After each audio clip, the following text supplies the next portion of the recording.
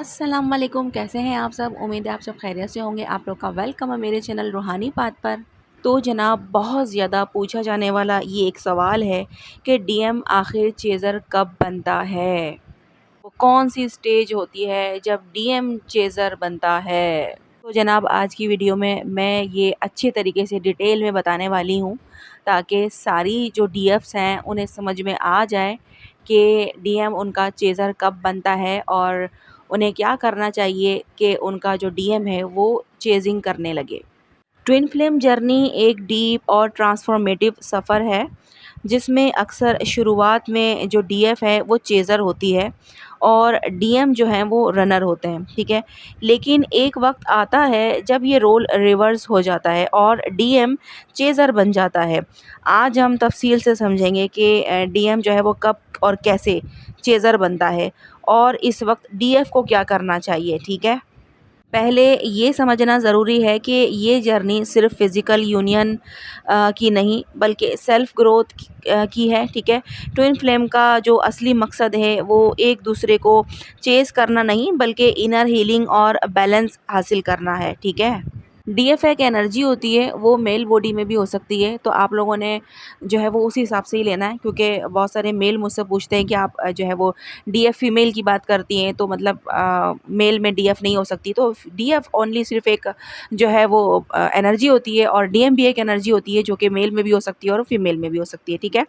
तो जनाब, यहाँ पर जिसके अंदर जो एनर्जी है वो उस हिसाब से ले, तो मोस्टली जो है डीएफ एनर्जी जो होती है वो इमोशनल होती है और वही ज़्यादातर वीडियोज़ वगैरह जो है वो देखती है क्योंकि उनके अंदर ही इमोशंस हाई होते हैं। तो जब भी मैं ज़्यादातर डीएफ और फीमेल मुझे ज़्यादा मिली है इस एनर्जी में, तो मैं उस तरह से बात करती हूँ, ठीक है। तो आप लोग जिस एनर्जी में हैं, आप चाहे मेल हैं या फीमेल, तो उस हिसाब से आप ले सकते हैं इस बात को, ठीक है। जब ट्विन फ्लेम मिलते हैं ना तो डीएफ इस कनेक्शन को सबसे पहले समझ जाती है और इसको एक्सेप्ट कर लेती है। उसके दिल में एक स्ट्रॉन्ग अट्रैक्शन होती है और वो डीएम डीएम को भी समझाने की कोशिश करती है, मगर डीएम इमोशनली अनअवेलेबल होता है और वो इस कनेक्शन से घबराता है। डीएम के रनर बनने की कुछ वजूहात होती हैं जो मैं आपको बताती हूँ। डीएम जो है ना वो इमोशन से भागता है। डीएम डीप फीलिंग से डरता है क्योंकि उसने कभी ऐसे इमोशंस फील ही नहीं किए होते। उसे सेल्फ वर्थ का इशू होता है। उसे लगता है कि डीएफ उससे बहुत ज़्यादा अच्छी है और वो इस कनेक्शन के जो है वो लायक नहीं है। कार्मिक साइकिल भी होती हैं। अगर डीएम किसी और रिलेशनशिप या दुनियावी डिस्ट्रैक्शन में बिज़ी है तो वो डीएफ को इग्नोर करता है। डीएम के अंदर ईगो और कंट्रोल इशू भी होता है। डीएम लॉजिकल होता है और कंट्रोल रखना चाहता है, लेकिन डीएफ की एनर्जी उसके इमोशंस को डिस्टर्ब करती है। इस फेज़ में डीएफ चेज़र होती है और डीएम रनर। डीएफ हर तरीके से समझाने की कोशिश करती है मगर डीएम रेजिस्ट करता है और दूर भागता है। इस कनेक्शन में टर्निंग पॉइंट जब आता है जब डीएफ जो है ना वो सरेंडर मोड पे आ जाती है। डीएफ हर तरीके से ट्राई करने के बाद एक दिन थक जाती है और सरेंडर कर देती है। जब डीएफ इमोशनली और एनर्जेटिकली डीएम से दूर होने लगती है तब यूनिवर्स काफ़ी कुछ चेंज करता है। अच्छा, डीएम ने सरेंडर कर दिया है, इसकी मैं कुछ निशानियाँ बता रही हूँ ताकि आप लोग अपने से रेजोनेट कर सकें कि क्या आप सरेंडर मोड पर हैं या नहीं। डीएफ को अब डीएम की परवाह नहीं रहती जैसे पहले थी। उसका फ़ोकस अपनी हीलिंग, सेल्फ लव और स्पिरिचुअल ग्रोथ पर चला जाता है। वो डीएम से उम्मीद रखना ही छोड़ देती है। वो समझ जाती है कि उसका सुकून सिर्फ डीएम से रीयूनियन में नहीं बल्कि अपनी खुद की जर्नी कंप्लीट करने में है। वो अपनी एनर्जी को वापस लेती है और इमोशनली इंडिपेंडेंट हो जाती है। जब डीएफ चेजिंग बंद कर देती है और अपनी हीलिंग पर काम करती है तो डीएम की एनर्जी शिफ्ट होने लगती है और वो चेजिंग करने के फेज़ में आ जाता है। जब डीएफ अपनी एनर्जी वापस ले लेती है तब डीएम को अंदर से एक एम्प्टीनेस फीलिंग होने लगती है, खालीपन सा महसूस होने लगता है।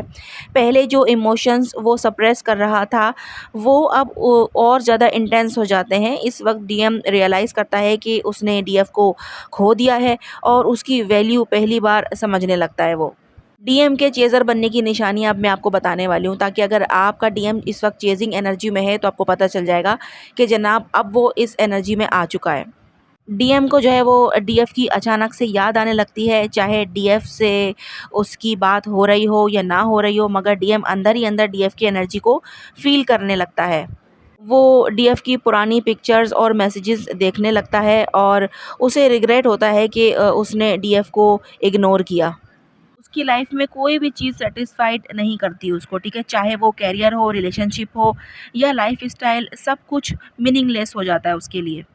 उसे गिल्ट और रिग्रेट फ़ील होने शुरू हो जाता है। वो सोचता है कि उसने डीएफ के साथ ठीक नहीं किया। वो डीएफ को स्टॉक करने लगता है सोशल मीडिया पर या किसी और तरीके से डीएफ के बारे में जानने की कोशिश करने लगता है। कोई और डीएफ की जगह नहीं ले सकता। डीएम चाहे किसी भी रिलेशनशिप में हो, मगर अंदर से उसे सिर्फ डीएफ की एनर्जी ही अट्रैक्ट करती है। डीएम के सबकॉन्शियस माइंड में ट्रांसफॉर्मेशन आने लगती है, वो स्पिरिचुअली अवेकन होने लगता है। यहाँ से डीएम चेजर बनने लगता है और वापस आने की सोचता है।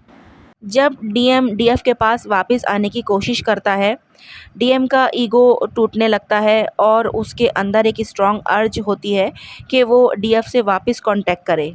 डीएम का बिहेवियर इस स्टेज पर कुछ ऐसा होता है। पहले इनडायरेक्ट साइन भेजता है, जैसे सोशल मीडिया पे कुछ पोस्ट करना जो डीएफ को अट्रैक्ट करे। डीएफ की लाइफ में क्या हो रहा है ये जानने की हर मुमकिन कोशिश करता है वो। डायरेक्ट या इनडायरेक्ट कांटेक्ट करने की सोचता है।